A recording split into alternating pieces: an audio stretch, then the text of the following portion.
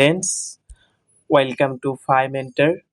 This is your physics educator Sheikh Moniruzzaman. In last class, we have discussed about the chapter number 3 of class 12 physics, current electricity, and we have covered the many topics. And today we will start a new topic of this chapter, and the topic is about your current or temperature coefficient of resistance, that is alpha, of your current electricity chapter. So let's start. The temperature coefficient of resistance, simply TCR, is denoted by alpha. और आपका ये जो resistance है वो coefficient है किसके साथ? Temperature के साथ। ये आपका हो जाता है TCR, जिसको हम शॉर्ट फॉर्म में कहते हैं। ये क्या है? ये एक रेट है। किस चीज़ का रेट है? जो electrical resistance of material changes होते हैं विथ टेम्परेचर, उस चीज़ को हम लिखते हैं टेम्परेचर ऑफ कोफिशिएंट। मतलब किसी भी एक इलेक्ट्रिकल रेजिस्टेंस अब एक मटेरियल का टेम्परेचर इंक्रीज या डिक्रीज के साथ आपका उसका रेजिस्टेंस भी इंक्रीज या डिक्रीज हो जाते हैं। उसी प्रॉपर्टी को हम कहते हैं temperature coefficient of resistance. So exam में हम इसको कैसे लिखेंगे? एग्जाम में हम इसको लिखेंगे, it is defined as the change in resistance per unit original resistance per degree change in temperature. मतलब मान लीजिए ये जो इक्वेशन मैंने बनाया है इधर इस बॉक्स के अंदर, ये कोई एक इलेक्ट्रिकल रेजिस्टेंस है। अब क्या होगा? इस इलेक्ट्रिकल रेजिस्टेंस का जो ओरिजिनल रेजिस्टेंस है वो चेंज हो जाएगा। किस में चेंज हो जाएगा? पर यूनिट में चेंज हो जाएगा और पर degree in change in temperature, पर डिग्री चेंज इन टेम्परेचर में पर यूनिट चेंज हो जाएगा किस चीज़ का? रेजिस्टेंस का। तो जब ऐसे करके चेंज हो जाता है तो उस चीज़ को हम कहते हैं टेम्परेचर कोएफिशिएंट ऑफ रेजिस्टेंस। इसमें यहाँ पर जो आपका RT है वो आपका हो गया रेजिस्टेंस एट टेम्परेचर T। आपका जो R0 है वो है resistance at the reference temperature. जो रेफरेंस टेम्परेचर है वो इजीली 0 डिग्री सेल्सियस से आपका 20 डिग्री सेल्सियस के रेंज में रहता है। और आपका जो यहाँ पर अल्फा मैंने यूज़ किया है, जिसको हमने टेम्परेचर ऑफ कोएफिशिएंट रेजिस्टेंस लिखा है अल्फा, वो आपका हो जाता है टेम्परेचर कोएफिशिएंट ऑफ रेजिस्टेंस, जिसको हम पर डिग्री सेल्सियस में लिखते हैं। हम इसी को निकालने के लिए इस टॉपिक में को पढ़ रहे हैं। यही हमारा सबसे इम्पोर्टेंट है अल्फा। सो अल्फा के वजह से आप सबको यहाँ पर ये सब पढ़ना पड़ रहा है, जो है अल्फा निकालना है। आपका ये जो डेल्टी है ये हो गया आपका चेंज इन टेम्परेचर। सो इसका ऐसा यूनिट है आपका पर डिग्री सेल्सियस और पर केल्विन, जिसको हम डिग्री सेल्सियस इनवर्स या फिर केल्विन इनवर्स लिख सकते हैं। सो आपका ये हो गया temperature of coefficient of resistance, that is alpha और सिंपली TCR। सो इस चीज़ को हम ऐसे समझ सकते हैं by this formula. Okay, let's move to the next topic. So next topic में आपका जो TCR का है और TCR का हमारा मेटल के मामले में कैसे चेंज होता है और सेमीकंडक्टर और इंसुलेटर में कैसे चेंज होता है वो उसको हम सीखेंगे अभी।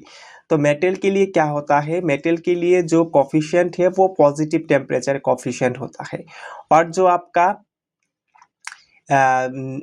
इंसुलेटर और सेमीकंडक्टर है उसके लिए आपका नेगेटिव टेम्परेचर कोफिशिएंट होता है। ऐसा क्यों होता है? क्योंकि जब आप मेटल्स के लिए देखते हैं तो वहाँ पर जो रेजिस्टेंस है वो इंक्रीज हो जाता है विथ टेम्परेचर। टेम्परेचर के लिए वो इंक्रीज हो जाता है। लेकिन आपका जो सेमीकंडक्टर और इंसुलेटर के लिए होता है उसके लिए क्या होता है? नेगेटिव टेम्परेचर हो जाते हैं।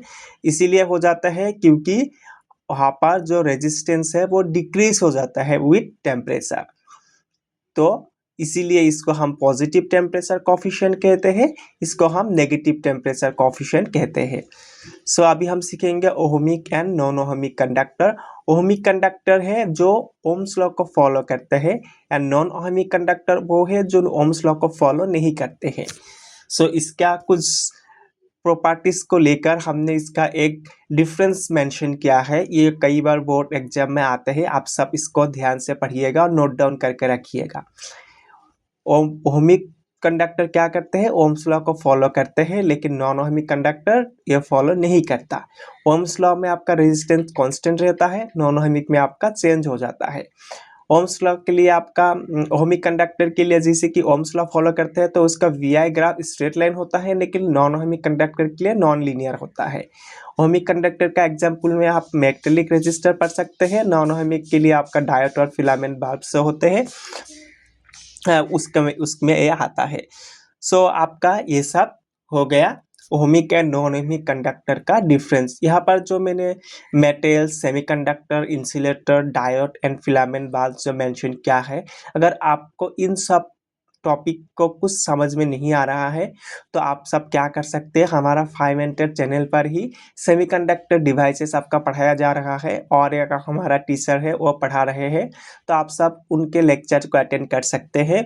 और जिन जिन बच्चों को यहाँ तक टॉपिक समझ में नहीं आ रहा है तो हमने कई सारे 3-4 लेक्चर हो गया ऑलरेडी हमारा करंट इलेक्ट्रिसिटी के ऊपर, आप सब उन लेक्चर को अटेंड कर सकते हैं। उसके बाद यहाँ पर आइएगा इस लेक्चर को अटेंड करने के लिए, तो आपको बड़ी आसानी होगी ये सब चीज़ें समझने के लिए। अभी हम देखते हैं कि ग्राफिकल रिप्रेजेंटेशन में जैसे मैंने बताया है ऐसा होता है कि नहीं। तो ओहमिक कंडक्टर के लिए आप देख सकते हैं इस तरह से ये स्ट्रेट लाइन में आ जाता है, लेकिन नॉन ओहमिक कंडक्टर के लिए आपको ये नॉन लीनियर पाथ फॉलो करता है। तो हमारा ये जो मैंने यहाँ पर बताया था डिफरेंस में कि ये स्ट्रेट लाइन और ये नॉन लीनियर होता है, तो आप सब इसको यहाँ पर देख सकते हैं कि हाँ ऐसा ही होता है कि ओहमिक कंडक्टर के लिए आपका ये स्ट्रेट लाइन में जाएगा, लेकिन वैसे के मामले में नॉन ओहमिक कंडक्टर के लिए आपका ये नॉन लीनियर हो जाता है। अभी हम पढ़ेंगे थर्मिस्टर। थर्मिस्टर क्या है, आप सब समझ सकते हैं कि थर्मिस्टर क्या है कि it is a heat sensitive device whose resistivity changes very rapidly with change of temperature. और इसका जो थर्मिस्टर का है ये रेजिस्टेंस इसका एक रेंज में रहता है। ये नॉर्मली 0.1 ओम टू 10⁷ ओम के रेंज में रहता है। आप सब इसको नोट कीजिएगा, मैंने यहाँ पर मेंशन नहीं किया तो आप लोग एक बार लिख लीजिए। मैं रिपीट करता हूँ कि thermistor have a resistance range of 0.1 ohm to 10⁷ ohm. तो थर्मिस्टर का हम जनरली कहाँ प्रिपेयर करते हैं, ये ऑक्साइड से हम प्रिपेयर करते हैं, जैसे कि आपका नियॉन हो गया, कोबाल्ट हो गया, कॉपर हो गया, तो उन सब के लिए हम यूज़ करते हैं। तो आप इसे एक लाइन लिख सकते हैं कि thermistors are easily prepared from oxides of various metals such as iron, cobalt, copper, etc. Okay. So thermistor का जनरली इसका फॉर्म क्या रहता है, ये डिस्क और रॉड फॉर्म में रहता है। So thermistor are generally in the form of disc और रॉड, तो आप इसको भी नोट डाउन कर सकते हैं। सो थर्मिस्टर बेसिकली होता क्या है, तो हमने जैसे कि बोला thermistor is a temperature dependent register. ये एक टेम्परेचर डिपेंडेंट रजिस्टर है, एक ऐसा रजिस्टर जो टेम्परेचर के ऊपर डिपेंड करता है। और ये किस लिए हम यूज़ करते हैं, ये टेम्परेचर सेंसिंग एंड प्रोटेक्शन के लिए यूज़ करते हैं। सो आप सब इस बेसिक सी फॉर्मूला को याद रख सकते हैं थर्मिस्टर को याद करने के लिए कि थर्मल और रजिस्टर अगर एक साथ हो जाता है तो हम इसको थर्मिस्टर कहते हैं। तो थर्मिस्टर का बेसिकली 2 मेन टाइप होता है, जिसको हम नेगेटिव टेम्परेचर कोफिशिएंट और पॉजिटिव टेम्परेचर कोफिशिएंट कहते हैं, जिसको एनटीसी और पीटीसी भी कहते हैं रेस्पेक्टिवली। सो एनटीसी में क्या होता है, आपका टेम्परेचर इंक्रीज होने के साथ साथ रेजिस्टेंस इंक्रीज नहीं होता है, इसीलिए इसको हम नेगेटिव टेम्परेचर कोफिशिएंट कहते हैं, जिसके लिए हम इसको किस में यूज़ करते हैं, टेम्परेचर सेंसिंग में यूज़ करते हैं। लेकिन पीटीसी जो है पॉजिटिव टेम्परेचर कोफिशिएंट, वो क्या करते हैं, टेम्परेचर इंक्रीजिंग के साथ साथ खुद रेजिस्टेंस भी इंक्रीज कर जाते हैं, जिसके लिए हम इसको ओवर करंट प्रोटेक्शन और टेम्परेचर कंट्रोल में यूज़ करते हैं। यह आपका जो है इसमें इसका कुछ एप्लीकेशंस हम देख लेते हैं, जैसे temperature sensors, battery protection, over current protection, refrigerators and air conditioners, power supply circuits, automotive temperature monitoring. Temperature sensors आप सब यूज़ करे होंगे, जब आपको फीवर होता है तो जो आप यूज़ करते हैं उसमें आपका टेम्परेचर दिख जाता है, टेम्परेचर किस तरीके से वेरी करता है। बैटरी प्रोटेक्शन, आप मोबाइल या फिर कोई भी डिवाइस को चार्ज करते हैं तो फुल चार्ज होने के बाद भी वो वैसा ही रहता है। वो किस लिए, क्योंकि हमारा वो बैटरी प्रोटेक्शन में रहता है। तो इन सब को हम याद रख सकते हैं सिंपल एप्लीकेशंस में। तो ये क्या करते हैं, use to detect the small temperature changes and measure very low temperature nearly 10 kelvin और इवन 10 टू द पावर -3 के 0 डिग्री सेल्सियस। और ये किस लिए यूज करते हैं, to safeguard the filament of picture tube of TV against variation of current. आपका TV में जो पिक्चर फिलामेंट है उसको आप सेव गार्ड देने के लिए यूज करते हैं, और वोल्टेज स्टेबलाइजेशन के लिए यूज करते हैं, रिमोट सेंसिंग के लिए यूज करते हैं। तो इन सब का कुछ आपका हो गया बेसिक से यूजेस ऑफ थर्मिस्टर हो गया। अभी हम सीखेंगे सुपर कंडक्टिविटी। सुपर कंडक्टिविटी आप इस तरह के समझ सकते हैं कि जैसे कोई भी एक सॉलिड स्टेट मटेरियल हो गया, तो उसमें क्या होता है, सर्टेन जो मटेरियल है वो क्या करते हैं, और कोई भी एक एलॉय ले लीजिए, वो वेरी लो टेम्परेचर में अपना रेजिस्टेंस क्या करते हैं, लूज कर देते हैं। उसी फेनोमेना को हम सुपर कंडक्टिविटी कहते हैं। जैसे कि आपका प्रोटोनियम, कोबाल्ट, गैलियम, वो क्या करते हैं, आपका इस सुपर कंडक्टिविटी को एग्जिबिट करते हैं। क्या क्या एग्जिबिट करते हैं, प्रोटोनियम, कोबाल्ट, गैलियम। आप सब एक बार लिख लीजिए, इसको नोट डाउन कर लीजिए तो आपको याद रहने में आसानी हो जाएगा। सुपर कंडक्टिविटी क्या है आपका, सुपर कंडक्टिविटी है एक फेनोमेनन जिसको हम सर्टेन मटेरियल्स में देखते हैं। जब वो ठंडा हो जाता है एट पर्टिकुलर टेम्परेचर में, तब हम उसको ऑब्जर्व कर सकते हैं। और वो जिस टेम्परेचर में कूल्ड हो जाते हैं बिलो दैट टेम्परेचर, उस टेम्परेचर को हम क्या लिखते हैं, क्रिटिकल टेम्परेचर, इसको TC से डिनोट करते हैं। और ये किस लिए होता है, ये इसलिए होता है क्योंकि तब हमें जीरो इलेक्ट्रिकल रेजिस्टेंस मिलते हैं और expulsion of magnetic field from the interior, जिसको हम मेजनर इफेक्ट बोलते हैं।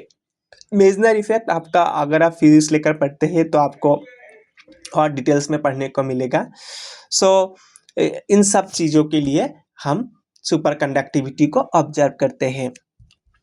तो चलिए एक बार क्विक रिकैप कर लेते हैं कि आज हमने क्या क्या पढ़ा है। आज हमने basically temperature coefficient of resistance को पढ़ा है।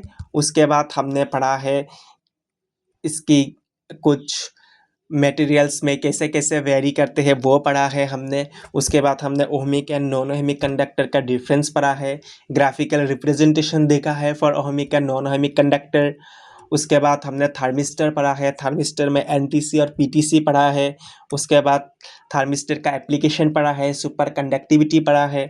तो अभी हम नेक्स्ट चैप्टर जो है इस चैप्टर में नेक्स्ट टॉपिक हम क्या पढ़ेंगे, colour code for carbon register. Carbon register के लिए जो कलर कोड होते हैं 0, 1, 2, 3 for black, brown, red, orange, yellow. तो अभी नेक्स्ट क्लास में हम वो सब पढ़ेंगे। तब तक आप इन सभी टॉपिक को पढ़ते रहिए जो भी आज तक पढ़ाया गया है, और इन सब को अच्छी तरह से याद कर लीजिए। अगर आपको कोई भी डाउट हो तो आप उसको क्या करेंगे, कमेंट सेक्शन में मेंशन करिए, या फिर हमारे चैनल 5 मेंटर में आकर एक बार फिर से वीडियो देख लीजिए, तो आपका जो कंसेप्ट या फिर कोई भी डाउट रहता है तो क्लियर हो जाएगा। तो आप सब ऐसे ही जुड़े रहिए हमारे साथ, और ऐसे वीडियोस के लिए हमारे चैनल 5 मेंटर को ज़रूर सब्सक्राइब कीजिए, अपने दोस्तों के साथ भी शेयर कीजिए। तो तब तक पढ़ते रहिए, खुश रहिए। थैंक यू, मिलते हैं अगले क्लास में।